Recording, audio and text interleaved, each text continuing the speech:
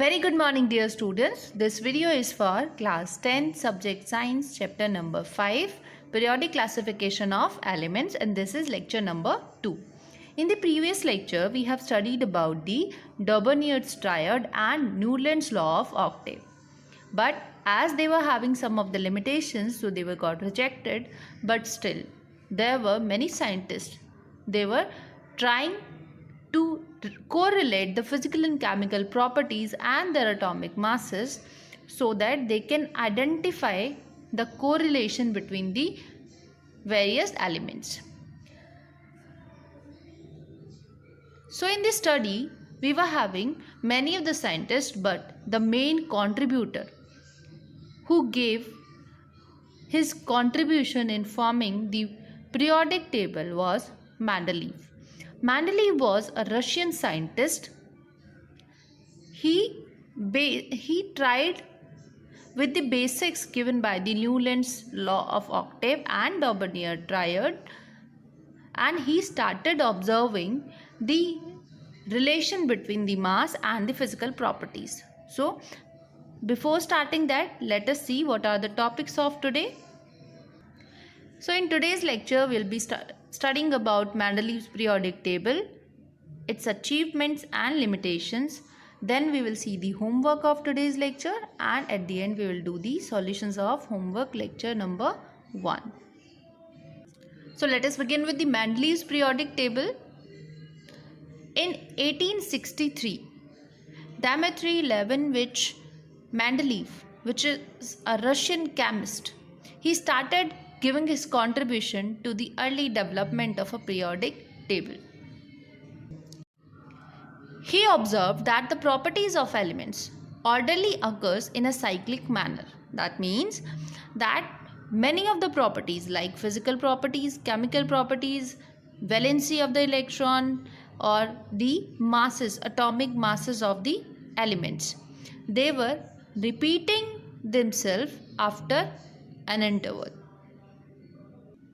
He also observed that the elements with the similar properties present at a regular interval when the elements are arranged in the order of their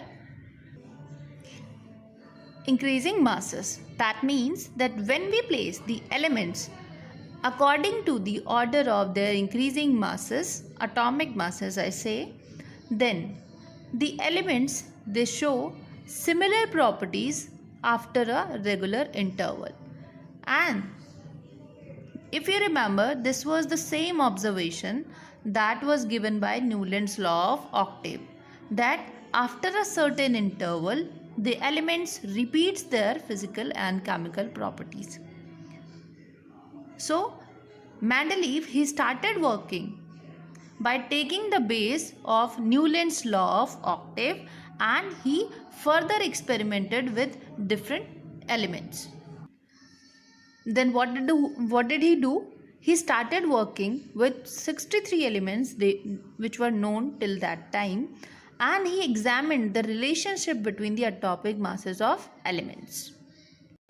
He also examined the relation between the physical properties and the chemical properties of various elements.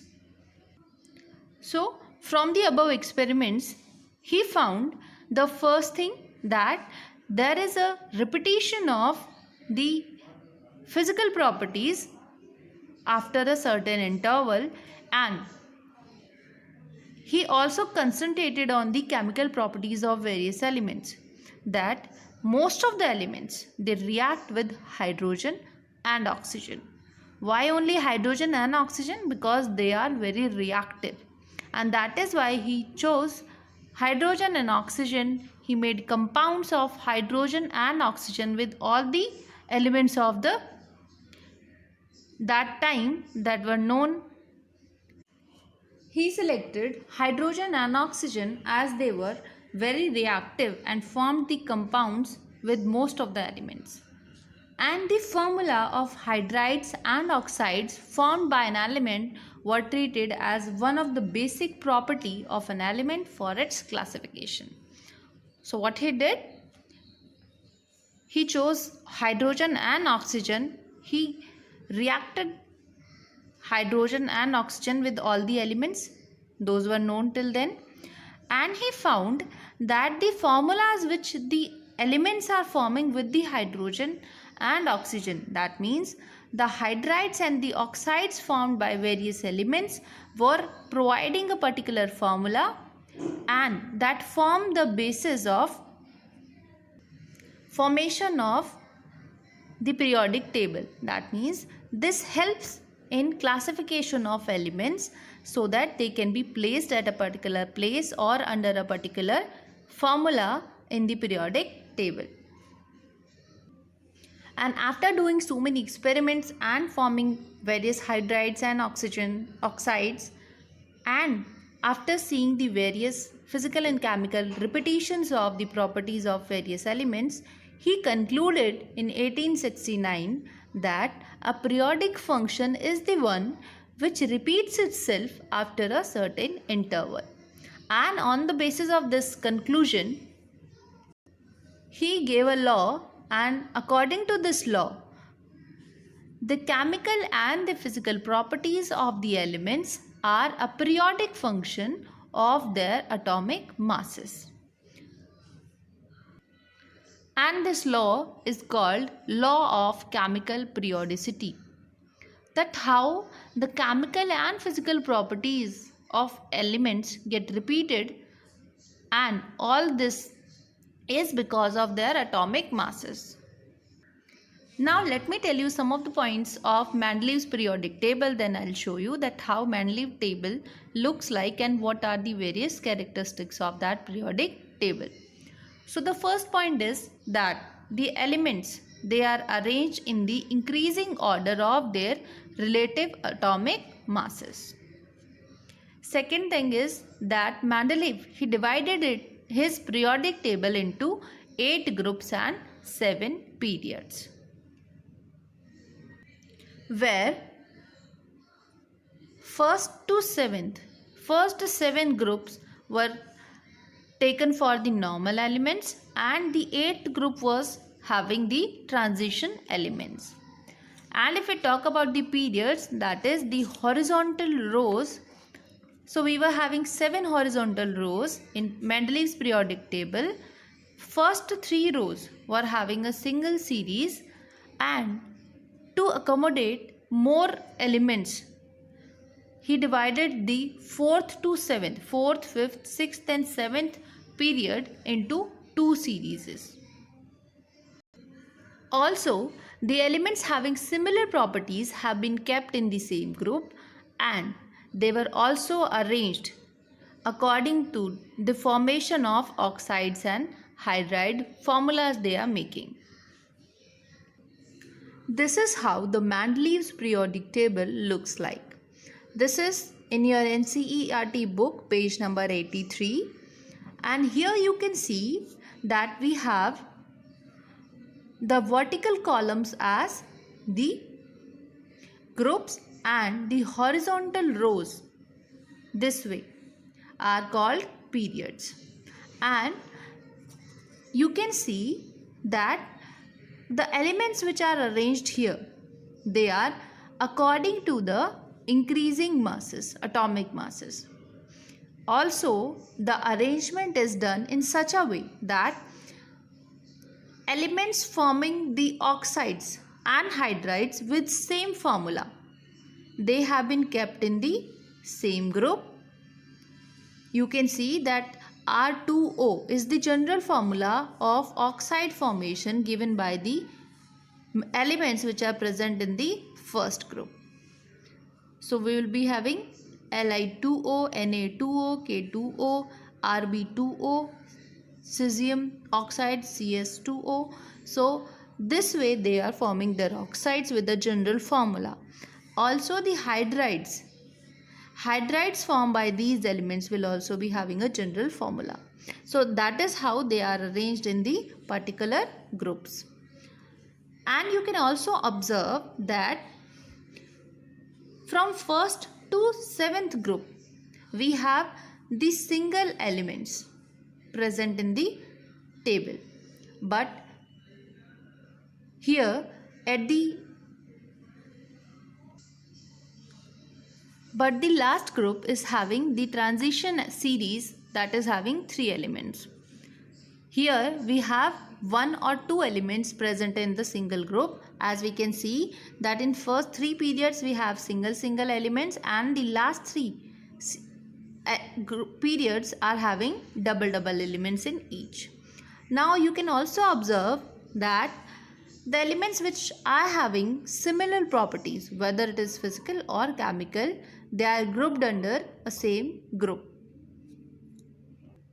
Mendeleev has taken care of the physical chemical properties and their increasing order of atomic masses. But he was a person with a vision of future. That means he has left some of the places vacant in his periodic table so that the elements which were not discovered till that time, if they are discovered in future and they are having similar properties to matching to some of the elements present in the groups or periods, then that element can be adjusted in the periodic table. So for example, here along with the titanium, when Mendeleev gave his periodic table, then only titanium was present there in the 4th group, first series. This partition of 4th, 5th and 6th series is because the more number of elements can be adjusted in the groups. Here that time we were not having scandium, gallium and germanium, but he was knowing that some of the elements, they have similar properties, but till then they were not discovered, so he left the places vacant so that in future if they are getting discovered, then they can be arranged or they can be placed, adjusted here. So that was one of the achievements of Mendeleev's periodic table, that he kept the future discoveries in mind. He also gave the place to the noble gases, because he was having, you can see here that I was telling you that we have 7 periods, but here only 6 periods are shown to you, and where's the 7th one?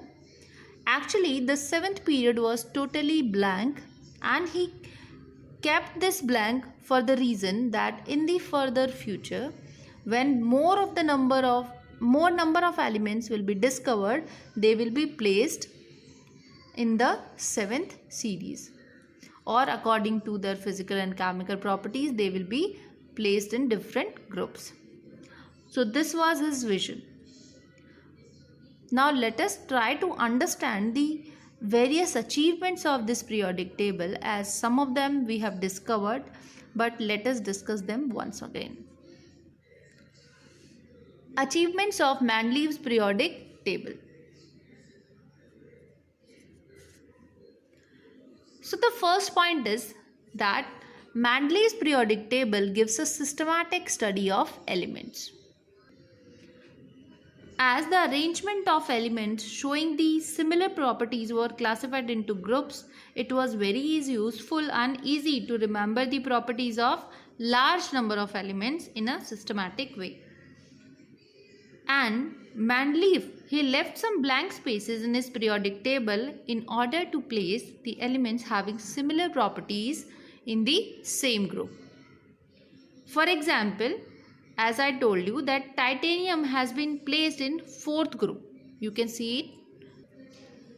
Here you can see that titanium is placed in the 4th group, leaving a blank space adjacent to it in 3rd group.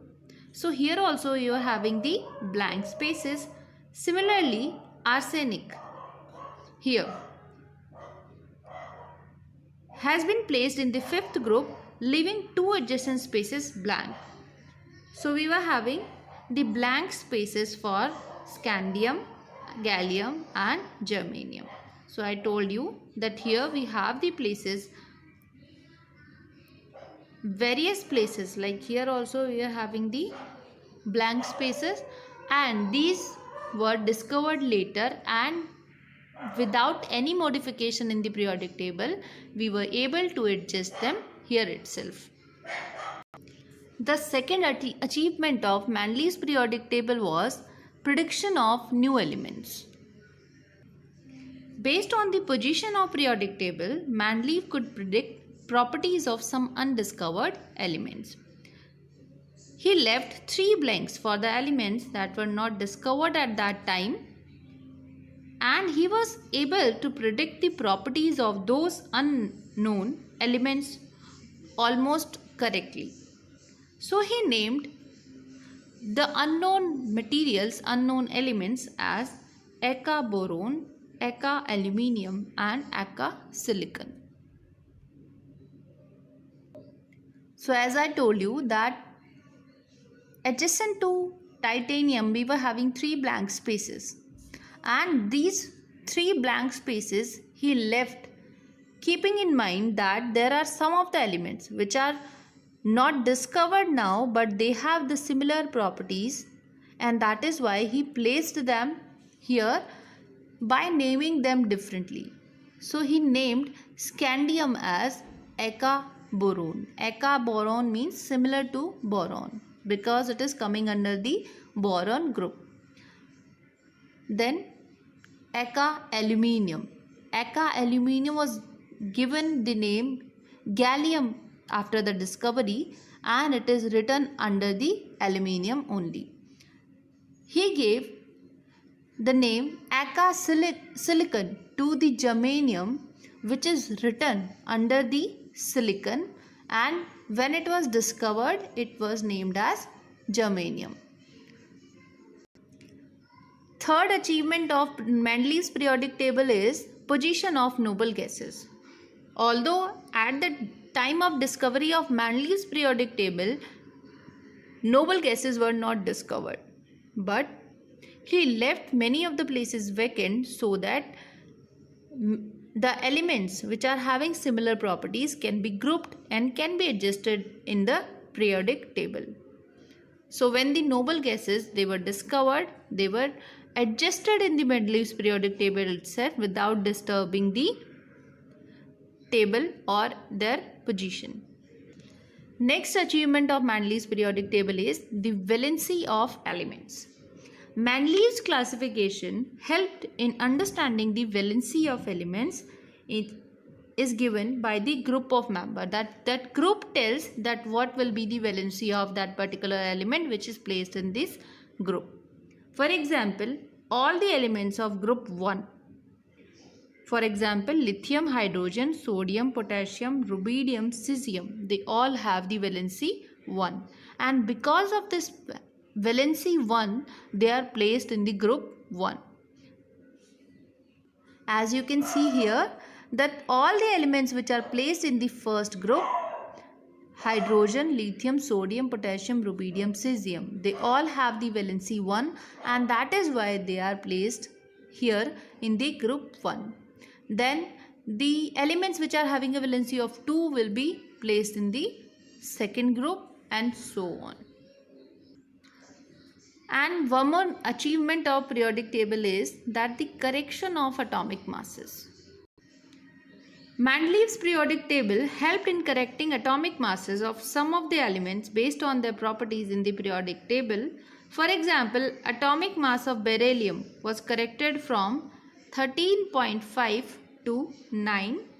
Atomic masses of indium, gold and platinum were also corrected. In spite of the above advantages, Manley's periodic table has some defects which are given as limitations of Manley's classification, and the first limitation of Manley's periodic table is hydrogen's position was not fixed in his periodic table. Although he thought that hydrogen is one of the reactive elements of the periodic table and it forms compounds with almost all the elements, but still the position of hydrogen was not fixed in his periodic table. So that was one of the drawbacks, or you can say the limitation of Manley's periodic table. The second limitation is that he was not able to fix or to predict the position of isotopes. For example, chlorine 35 and chlorine 37, although they have different atomic masses, But according to Manley's periodic table, they have to be placed in different groups according to their atomic masses. But as we know that these are isotopes, they have different atomic masses but they have same atomic number. So they should be grouped in the single group. So this was one of the drawback, that he was not able to predict whether they should be placed in different groups or they should be placed in single group. The next limitation is that inversion of atomic masses was there in the periodic table. Now what do you mean by inversion of atomic masses? As I told you that even Newland and Manley, they both focused on the arrangement of elements in the periodic table in such a way that they are placed according to their increasing order of atomic masses. But certain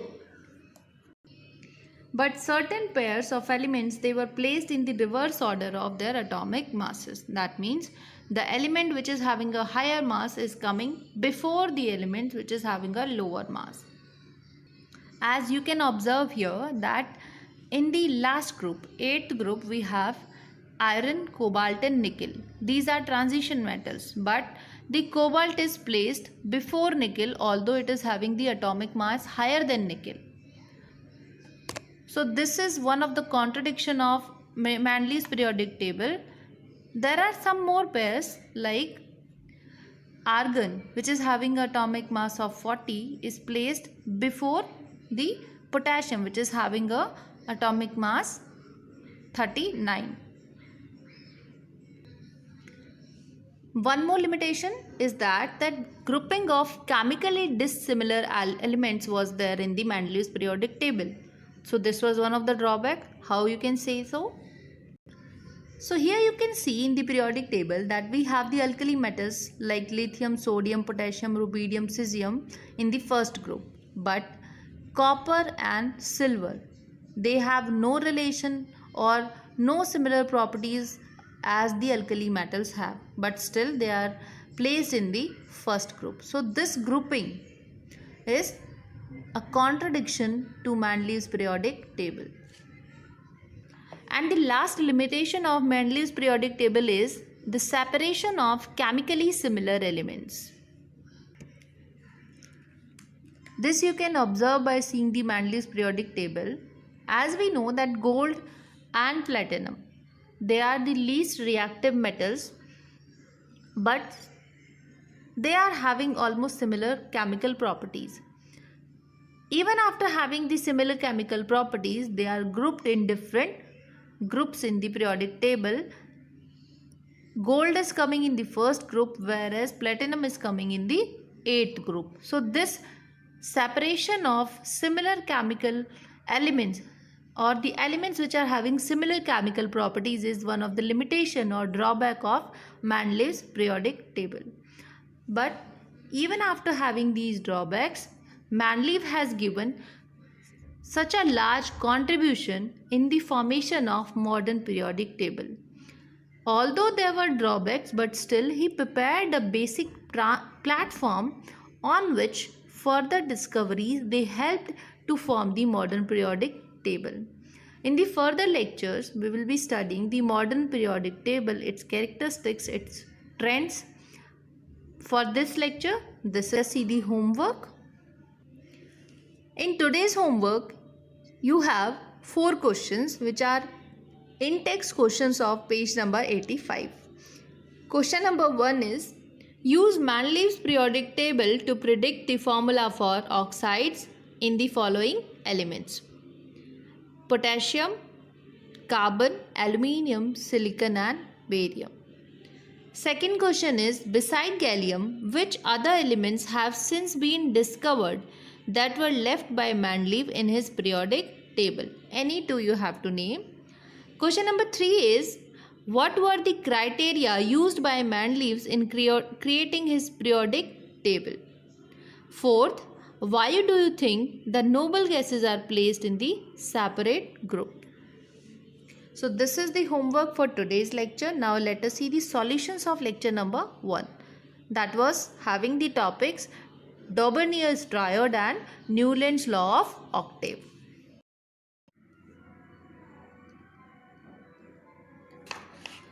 Now let us talk about the solutions of lecture number 1.